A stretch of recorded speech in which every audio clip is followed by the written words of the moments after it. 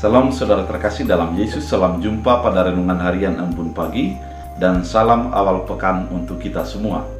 Oleh karena itu, sebelum kita mendengarkan firman Tuhan untuk menuntun kehidupan kita dari hari ke hari, mari kita bersatu di dalam doa. Damai sejahtera Allah yang melampaui segala akal dan pikiran, itulah yang memelihara hati dan pikiran dalam Kristus Yesus Tuhan. Amin. Saudara terkasih, firman Tuhan untuk kita dari Pengkhotbah 5 ayat 2. Dalam bahasa Batak Angkola dikatakan, "Joloni pikiran ma paite sodidok hata, jana ulang mar mati butu marjanji tu debata, di banua ginjang do ia jana di tanah on, jadi bakol maho mandok hatamu." Dalam bahasa Indonesia, janganlah terburu-buru dengan mulutmu, dan janganlah hatimu lekas-lekas mengeluarkan perkataan di hadapan Allah, karena Allah ada di sorga dan engkau di bumi. Oleh sebab itu, biarlah perkataanmu sedikit. Demikian firman Tuhan. Saudara terkasih di dalam Kristus Yesus, firman Tuhan kali ini mau mengatakan manajemen perkataan dan manajemen hati. Kalau kita baca secara psikologi, ternyata manusia memiliki lebih dari 3 juta kata dalam 1 menit di dalam dirinya. 3 juta kata ini bisa oleh karena pikiran, bisa juga dalam bentuk denyut dan respon terhadap keadaan di dalam tubuh kita.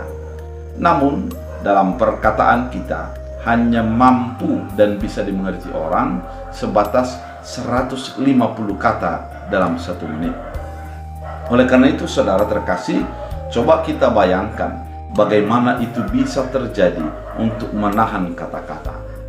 Namun kalau kita kembali kepada firman Tuhan, maka kita akan tahu dengan benar bahwa diajak untuk menjadi lambat berkata-kata dan lambat marah. Artinya, manusia diajak untuk mampu menguasai pikirannya, menguasai dirinya, menguasai keadaannya. Dia tidak dikontrol oleh keadaannya, namun dialah yang mengontrol keadaannya. Dia tidak dikontrol oleh perkataannya, namun dialah yang mengontrol perkataannya. Dengan kata lain, sebagai orang yang sebaiknya adalah dia akan mampu mengetahui apa yang dia katakan, dan dia sadar dampak daripada perkataannya tersebut. Sehingga kalau itu kita lakukan dalam hidup kita, yang pasti tidak akan ada penyesalan. Dan ketika orang lain bisa dikatakan, ataupun ketika orang lain membantah perkataan kita, kita akan tahu apa yang sudah kita katakan itu dan dampak daripada perkataan kita kepada orang lain. Saudara terkasih di dalam Kristus Yesus, bukan hanya kepada manusia, kepada Allah juga sering orang cepat untuk berkata-kata. Sering orang untuk berjanji kepada Allah. Betapa banyak orang ketika di dalam sakit penyakitnya, dia akan mengatakan, ketika saya sembuh, saya akan baik, saya akan melakukan ibadah saya dengan tepat.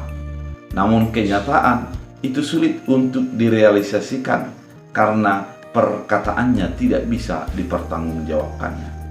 Itulah yang dikatakan oleh pengkhotbah pada firman Tuhan kali ini, di mana sebagai orang percaya sebaiknya dia mampu menguasai kata-katanya. Bahkan dikatakan sedikit berbicara. Artinya dampak ataupun pengaruh daripada sebuah kata-kata bukan oleh karena banyaknya perkataan yang diungkapkan, bukan oleh karena banyaknya bahasa-bahasa yang dikatakan, namun perkataan itu menjadi berdampak ketika seseorang mampu menguasai perkataannya dan dia sadar atas perkataannya itu, dampak terhadap dirinya dan juga dampak kepada orang di luar dirinya.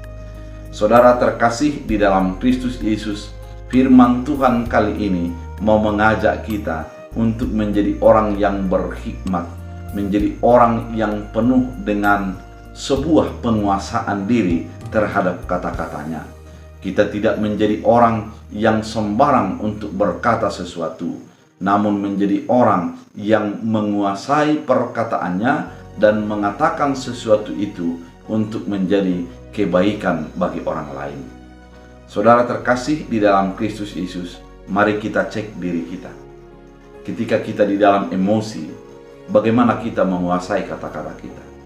Bukankah banyak orang menjadi mengeluarkan kata-kata yang tidak bisa dikontrolnya dan tidak bisa dikuasainya, sehingga kata-katanya itu adalah menjadi menyakiti orang lain? Mari kita ingat bahwa perkataan sebelum diungkapkanlah menjadi milik kita. Namun ketika kita sudah mengatakannya akan menjadi milik orang lain, dan orang lain berhak mengolah perkataan itu sesuai dengan apa yang dia inginkan.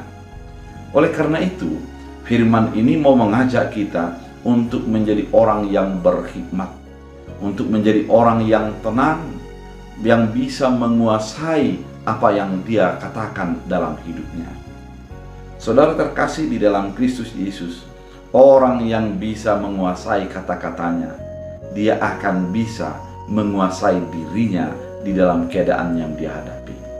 Orang yang berhikmat di dalam perkataannya akan menjadi menyembuhkan dan menguatkan, serta menyegarkan bagi orang lain ketika mendengar kata-katanya.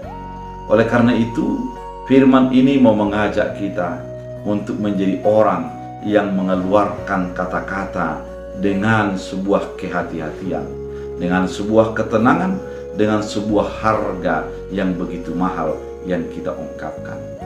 Oleh karena itu, saudara terkasih di dalam Kristus Yesus, kuasailah kata-katamu, kuasailah apa yang engkau ungkapkan, sehingga dengan penguasaan itu orang akan merasakan dampak daripada perkataan. Janganlah kata-katamu menjadi menyakiti dan menyinggung orang lain, dan biarlah itu menjadi memotivasi, mendorong orang lain sehingga menjadi tersembuhkan, terpulihkan di dalam kehidupannya. Oleh karena itu, saudara terkasih, mari kita menguasai kata-kata kita. Kita berdoa. Terima kasih Tuhan atas firman yang begitu indah, mengajak kami agar mampu menguasai kata-kata kami. Biarlah firman Tuhan menjadi kekuatan dan penuntun bagi hidup kami. Ajari kami berbicara sesuai dengan kehendak-Mu. Ajari kami kata-kata kami menjadi penyemangat dan penyegar, penyembuh bagi orang lain. Terima kasih Bapa. Biarlah firman-Mu menjadi berakar, berbuah, bertumbuh. Dalam Kristus Yesus Tuhan. Amin. Tuhan Yesus